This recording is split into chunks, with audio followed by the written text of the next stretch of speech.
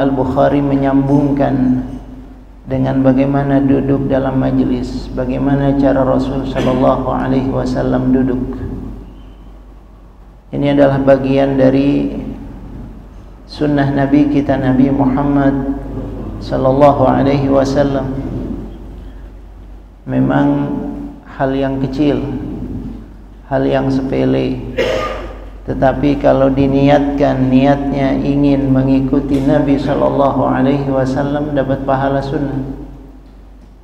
Ya, sesuatu yang kelihatannya sepele menjadi tidak sepele, menjadi istimewa, karena selalu terpaut dengan Rasulullah sallallahu alaihi wasallam. Termasuk di dalam duduk. Duduk kita faham dan kita terbiasa duduk dalam majlis, duduk dalam berbagai kesempatan. Tapi bagaimana sebetulnya duduk yang dilakukan oleh Nabi kita, Nabi Muhammad sallallahu alaihi wasallam? Dalam bab ini, yakni babul qurfusa, ada satu cara duduk yang disebutkan oleh Rasul sallallahu alaihi wasallam. Dan nanti ada cara duduk yang lainnya. Jadi ada beberapa jenis cara duduk yang biasa dilakukan oleh beliau. Haddatsana Musa qala haddatsana Abdullah ibnu Hassan al-Ambari qala haddatsani jaddataya Safiyah bintu Ulaibah wa Duhaibah bintu Ulaibah wa kanata rabibatay Qaylah annahuma akhbarathuma. Qaylah qala, jadi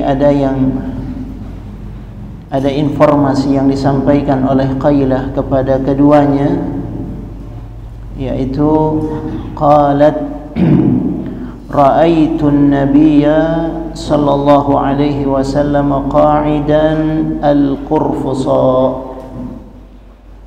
Beliau mengatakan, Qaylah mengatakan bahwa aku melihat Nabi sallallahu alaihi wasallam duduknya itu duduk dengan cara al-qurfusa.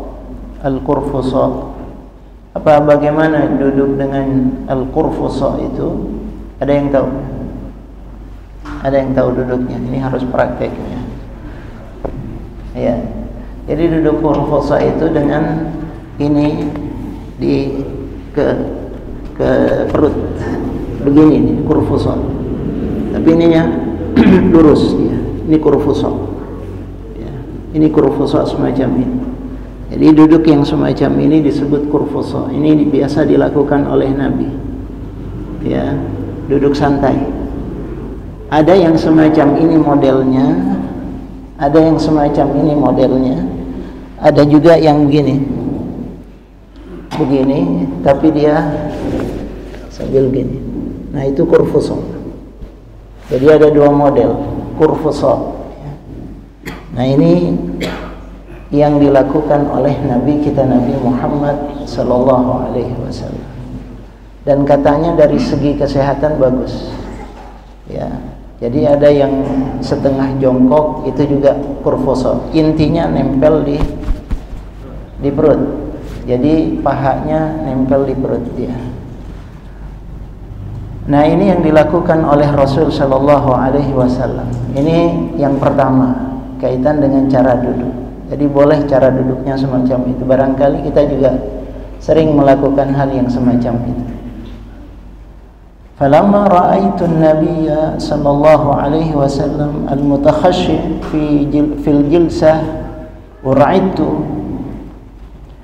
Ketika aku melihat Nabi sallallahu alaihi wasallam al-mutakhashshi fil jilsah, yang duduknya itu merendah, semacam itu, semakin merendah, semakin menampakkan kerendahan diri beliau.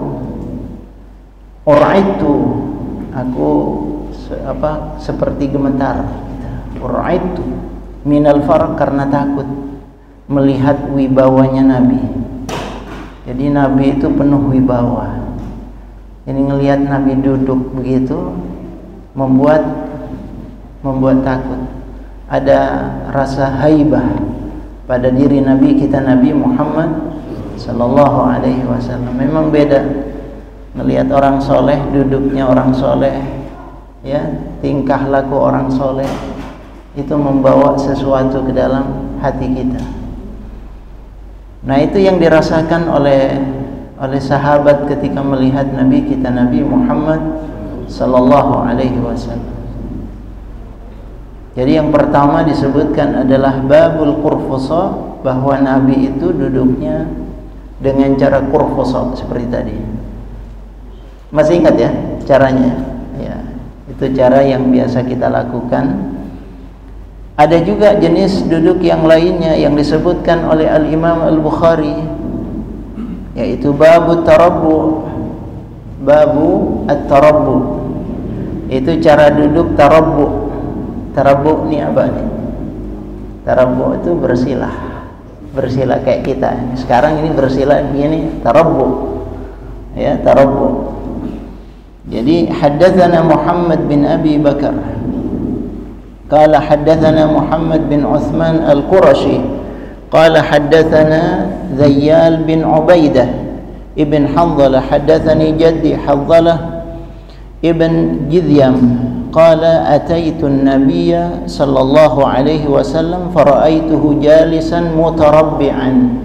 Jadi bersila duduknya. Duduk bersila itu disebut dengan tarabbu. Ternyata itu biasa dilakukan oleh Nabi kita, Nabi Muhammad sallallahu alaihi wasallam. Kata beliau, saya datang kepada Nabi, aku melihat Nabi itu sedang duduk, posisinya duduk dengan posisi tarabbu, bersila. Ya, duduk bersila. Jadi tergantung kondisi, kadang duduk bersila, kadang duduk qurfusa kayak tadi. Ya, dengan tarabbu atau qurfusa. Nah, duduk tarabbu ini termasuk duduk ibadah. Duduk ibadah, ya.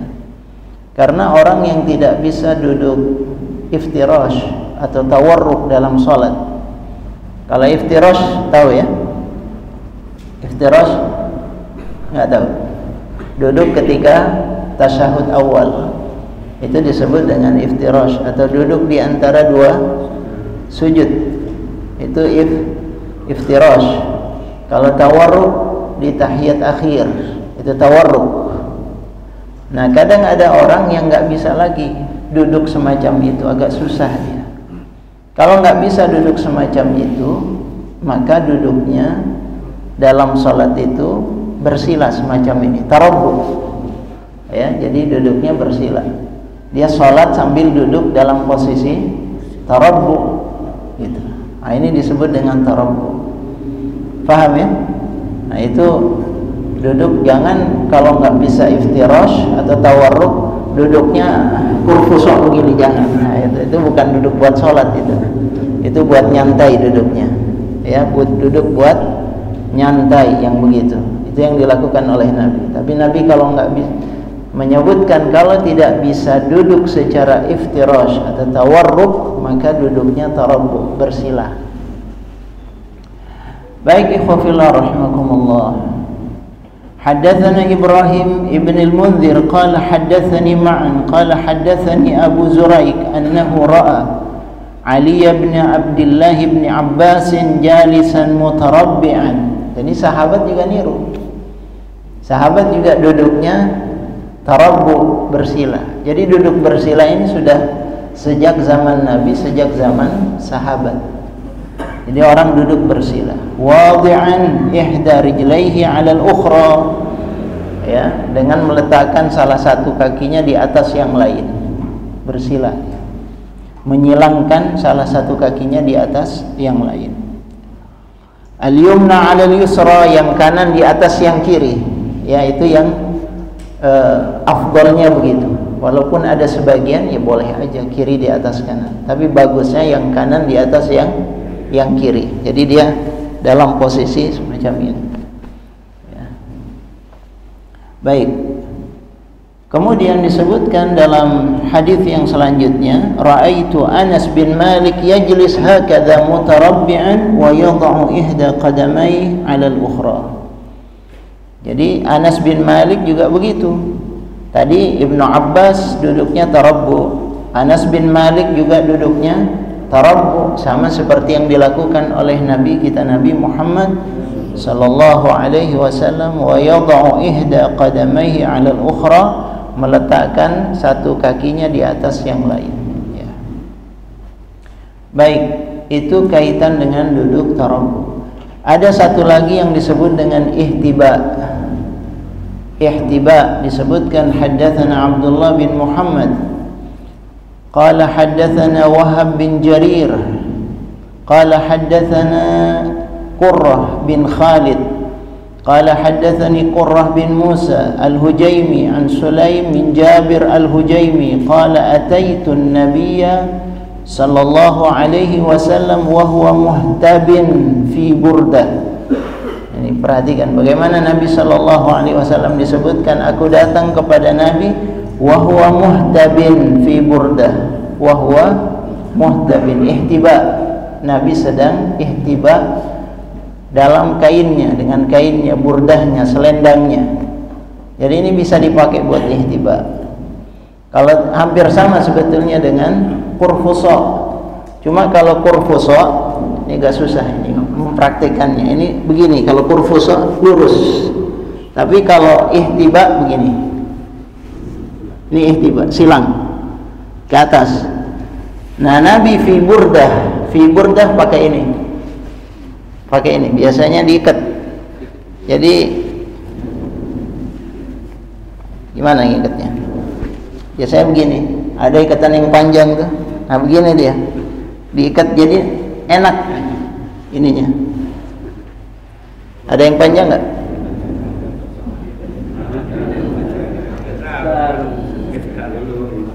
Tar. Ini bisa dipanjangin ini. Nah, ini. Ini praktek ini. Jadi begini dia. Nah, ini diikat. Ini diikat begini. Fi burdah. Jadi ini selendangnya buat diikat.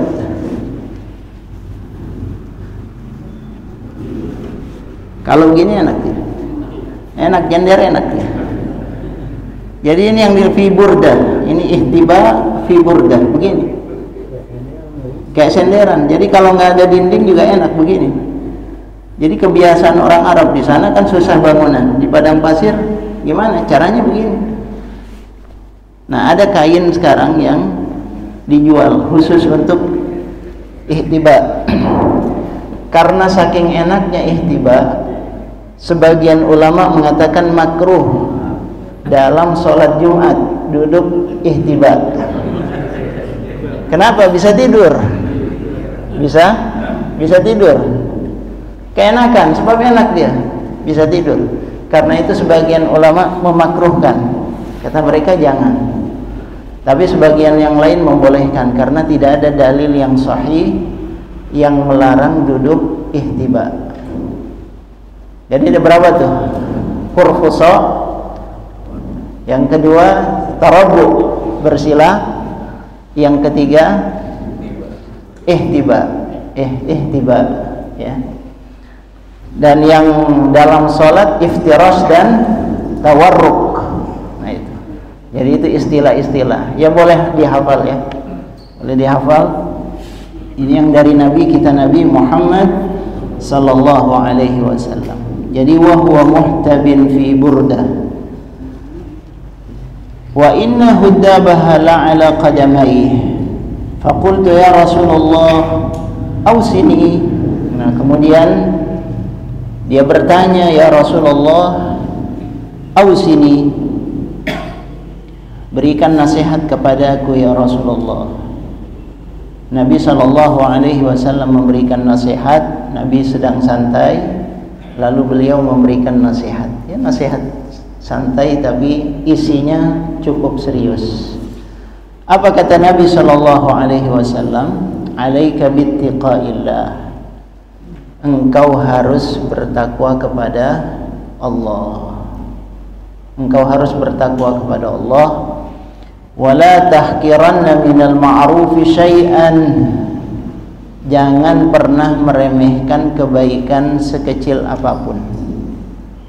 Nah, ini disuruh oleh Nabi. Jadi Nabi itu sambil santai, sambil duduk semacam itu ngasih nasihat. Dibayangkan ini Rasul Shallallahu Alaihi Wasallam dan para sahabat begitu. Para sahabat itu duduknya sama Nabi minta nasihat, ya, bukan duduk bebas ngobrol yang nggak jelas gitu, enggak.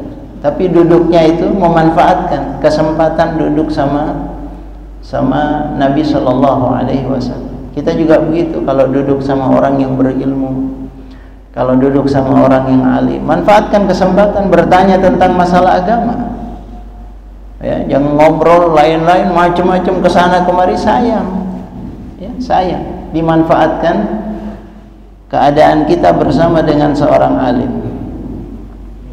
Wala tahqiranna minal ma'rufi syai'an, kata Nabi. Nabi juga ngasih nasihat yang sederhana. Kamu jangan sekali-kali meremehkan kebaikan sekecil apapun.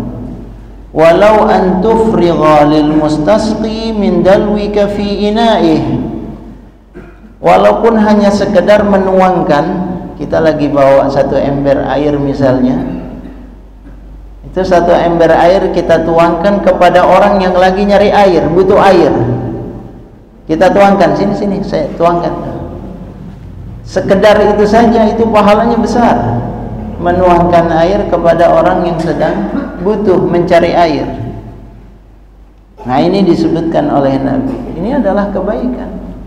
Kelihatannya remeh, sepele, tapi berpahala di sisi Allah Subhanahu wa taala. Au tukallim akhak wa wajhuka munbasit, atau engkau berbicara kepada saudaramu dalam kondisi wajahmu ceria. Jadi kalau bicara sama orang, pasang wajah yang enak, pasang wajah yang menyenangkan, pasang wajah yang membuat orang senang. Ya, ini sunnah Nabi Shallallahu Alaihi Wasallam. Jadi Rasulullah mengajarkan kepada kita begitu, kalau ketemu orang, bicara sama orang, yang enak itu wajahnya. Jangan wajahnya cemberut, masam, ya, dilihatnya aja udah nggak enak, apalagi bicaranya. Jadi Nabi Shallallahu Alaihi Wasallam menyuruh tukallim akhak, kamu bicara sama saudaramu, wa wajhuka munbasit, tapi pasang wajah yang enak. Kadang ada orang yang isinya bagus sebetulnya, bicaranya bagus, tapi karena wajahnya serem udah takut duluan orang, nggak masuk. Tapi kalau wajahnya enak, menyenangkan, nah itulah wajahnya Nabi kita, Nabi Muhammad Sallallahu Alaihi Wasallam. Ya, kita pernah bahas, Nabi cemberut sekali aja langsung ditegur sama Allah Taala. Abasa wa tawalla an ja'ahul a'ma. Itu langsung ditegur sama Allah Taala. Itu cemberut sekali, dan itu pun cemberutnya karena ada alasan. Karena ada alasan. Orang lagi serius bicara sama orang, tahu-tahu diganggu. Coba kalau jamaah begitu, lagi serius bicara, terus ada yang ganggu gitu, merasa nggak nyaman, terganggu gitu. Jadi ada alasan sebetulnya, tapi itu ditegur sama Allah Ta'ala. Artinya apa? Seorang muslim membiasakan menyenangkan orang lain. Menyenangkan orang lain pahalanya besar. Ya, barangkali kita nggak ngasih duit sama dia, barangkali kita tidak bisa memberikan materi, tapi memberikan senyuman kepada saudara kita, itu udah pahala. Tabassumuka fi wajhi akhika laka shadaqah. Wa iyyaka wa isbal al-izar fa innaha minal makhilah. Kata Nabi, jangan engkau memanjangkan kain di bawah mata kaki, itu indikasi kesombongan. Indikasi kesombongan. Maknanya apa? Kalau itu dilakukan, nah, karena kebiasaan orang-orang Arab ketika itu, ya, mereka itu ingin menunjukkan kesombongannya dengan memanjangkan kainnya, menunjukkan siapa dia. Kadang-kadang sampai nyeret tanah, gitu ya. Enggak bagus, kebiasaan semacam itu tidak bagus. Maka dilarang oleh Nabi, jangan biasakan isbal, sebab itu indikasi kesombongan. Ya. Kalau itu dilakukan tidak sombong, nah para ulama berbeda pendapat. Ada yang mengatakan kalau tidak sombong nggak apa-apa. Ada yang mengatakan kalau sombong tetap nggak boleh. Ini berbeda pendapat. Hah? Zaman dulu. Pokoknya intinya sombong. Intinya sombong. Walaupun tidak isbal, tapi sombong, ya tetap nggak boleh juga. Ya, tetap nggak boleh. Intinya sombong. Kenapa? Karena Nabi kita Nabi Muhammad SAW pernah didatangi oleh Abu Bakar. Abu Bakar radhiyallahu an curhat sama Nabi, ya Rasulullah, saya ini pakai sarung melorot terus, gitu, di bawah mata kaki terus. Ya, artinya kain beliau itu selalu di bawah mata kaki. Karena memang Abu Bakar itu posturnya itu agak kurus. Tapi imannya Masya Allah. Imannya Masya Allah. Apa kata Nabi SAW? Enggak apa-apa, engkau tidak termasuk orang yang sombong. Jadi hati-hati, ini yang harus diperhatikan, jangan sombong itunya. Jangan sombong. Ya. Nah, ini yang disebutkan oleh Nabi SAW. Wala yuhibbuhallah. Allah Ta'ala enggak senang yang begitu tuh. Wa ini mru'un ayyaraka bi syai'in ya'lamuhu minka fala tu'ayyirhu bi syai'in ta'lamuhu min. Kalau ada orang yang mencelamu, mengungkap aibmu, ya, mengatakan aib tentang kamu, bi syai'in dengan sesuatu yang diketahui oleh dia darimu. Ini orang tahu kartunya kita nih, tahu aibnya kita. Lalu dia ucapkan itu kepada kita, aib kita dia ungkapkan. Apa kata Nabi? Fala jangan dibalas. Engkau barangkali tahu aib-aibnya dia, tapi jangan balas-balasan begitu, kata Nabi. Jadi jangan sampai karena kita tahu kartunya fulan, kita balas, kamu juga begitu. Nah, itu jangan. Jangan balas-balasan. Jangan saling mengungkapkan aib yang diketahui tentang saudaranya. Ya, ini yang diajarkan oleh Rasulullah Sallallahu Alaihi Wasallam. Ini indah semacam ini. Ini Rasul Sallallahu Alaihi Wasallam mengajarkan kepada kita, la tastawil hasanatu wala sayyi'ah, kata Allah Taala. Enggak sama yang baik dan yang buruk itu enggak sama. Yang baik itu harus tetap dengan kebaikannya. Jangan dia membalas dengan keburukan. Jadi kita usahakan semacam itu dalam kehidupan kita, terus berusaha. Orang mau bilang begini, orang mau mengatakan begini, macam-macam kata orang, jangan balas. Ya, jangan dibalas, biar aja. Apa kata Rasul sallallahu alaihi wasallam? Da'hu yakun wabaluhu alaihi. Biarin aja dia begitu, kata Nabi. Biarin aja dia begitu.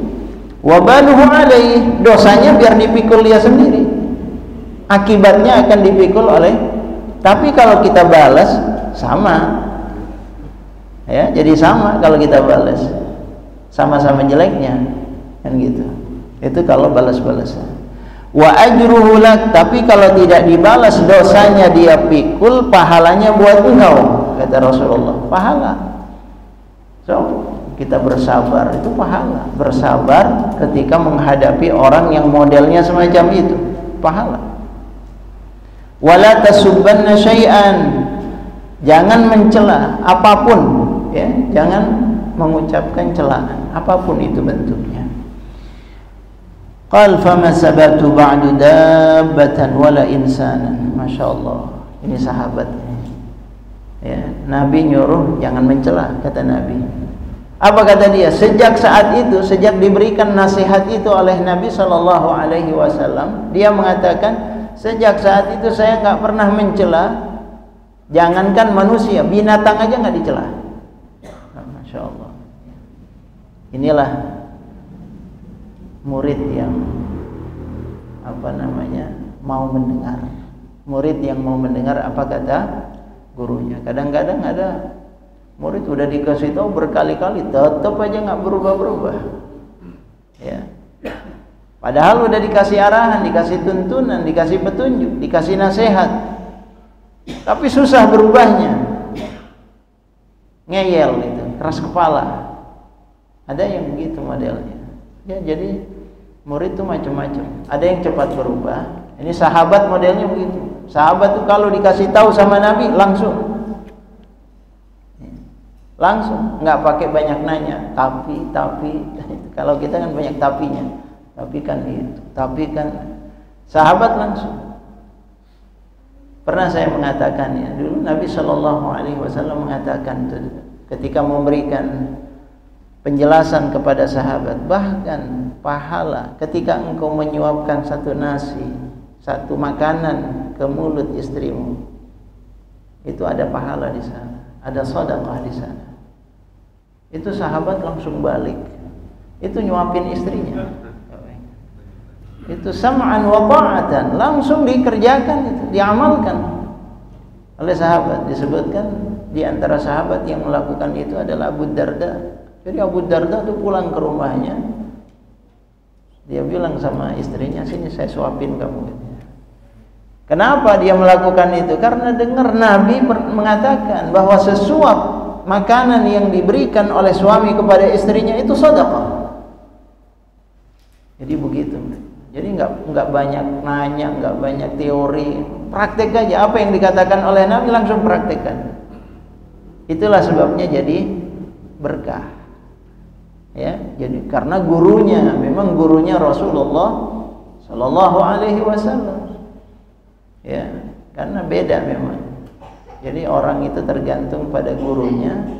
Ya, guru kalau dia dapat guru yang bagus, guru yang baik, guru yang bisa jadi tuntunan, insya Allah akan banyak berubah, akan jadi lebih baik. Bayangkan Umar bin Khattab radhiyallahu anhu yang tadinya dalam tanda kutip bisa dibilang preman gitu ya. Umar bin Khattab radhiyallahu anhu terkena sentuhan Nabi, dididik oleh Nabi, dapat guru yang luar biasa, Rasulullah sallallahu alaihi wasallam, berubah.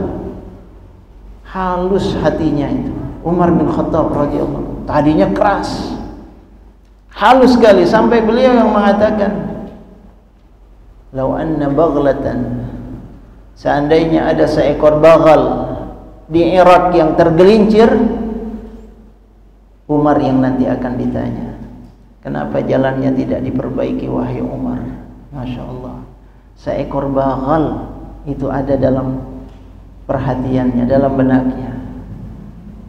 Bukan cuma manusia, tapi binatang.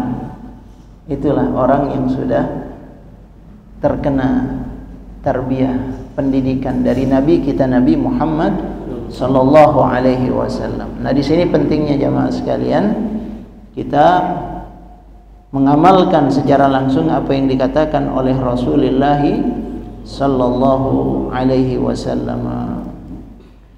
Sudah insya ya? Belum? 2 menit. Ada pertanyaan nggak? Tinggal 2 menit nih. Tangguh. Hah? Ada 2. Ya. Jadi beberapa contoh macam Rasulullah contohkan ya. Itu idealnya seperti apa di dalam majelis tadi? Apakah bersila atau yang seperti tadi diizinkan? Iya. Di majelis, satu itu majelis. 2 di luar majelis itu. Apakah boleh kita dalam majelis itu? Dalam mendengarkan saling dari kaki, kita barengi dengan kita membaca zikir, sehingga konsentrasi kita memang kita percaya. Apa itu diizinkan? Ya, yang pertama adalah, saya jawab yang kedua dulu ya. Yang kedua, kalau kita mendengarkan kajian, mendengarkan ceramah, tausiah, apalagi yang disampaikan itu ayat-ayat Al-Quran, apalagi yang disampaikan hadis Nabi kita, Nabi Muhammad Sallallahu Alaihi Wasallam, maka jangan kita sibuk dengan yang lainnya, fokuskan. Kenapa demikian? Wa idza quri'al Qur'an fastami'u lahu. Kalau dibacakan Al-Quran, perhatikan. Ini Allah. Wa ansitu, diam, kata Allah Ta'ala. Diam, perhatikan itu. Sebab yang disampaikan ayat Al-Quran. Dan yang kedua, hadis Nabi Sallallahu Alaihi Wasallam. Hadis Nabi kalau disampaikan, perhatikan. Kenapa? Sebab Allah Ta'ala mengatakan, ya ayyuhalladzina amanu la tarfa'u aswatakum fawqa sawtin nabi. Jangan kalian tinggikan suara kalian di atas suara Nabi. Para ulama, sebagian ulama mengatakan itu kan dulu Nabi masih hidup. Kalau Nabi sudah meninggal dunia, kata para ulama, hadisnya, kalau hadisnya dibacakan, jangan kau sibuk dengan yang lain, dengarkan. Sebab itu ucapan Nabi, sabda Nabi. Nah, maka lebih bagus kita fokus kepada apa yang disampaikan. Ya. Yang ketiga itu juga sebagai bentuk ihtiram kita kepada guru yang menyampaikan. Jadi kalau kita sibuk dengan yang lain, kita kayaknya kurang ihtiram, kurang hormat. Tapi kalau kita dengarkan, nah itu lebih bagus. Adabnya begitu. Yang kedua, yang pertama tadi, duduk dalam majelis itu seperti apa? Kalau duduk dalam majelis ilmu semacam ini, bagusnya yang biasa dilakukan oleh Nabi adalah tarabuh, bersilah. Tapi kalau duduk santai dalam kondisi biasa boleh, ya, dengan kurfusok boleh, dengan ihtiba juga boleh, silahkan. Ya. Ada masuknya, nanti aja disimpan dulu pertanyaan. Ya. Insyaallah kita cukupkan sampai di sini. Kita tutup dengan kafaratul majlis. Subhanakallahumma wa bihamdika, asyhadu an la ilaha illa anta, astaghfiruka wa atubu ilaik. Wassalamualaikum warahmatullahi wabarakatuh.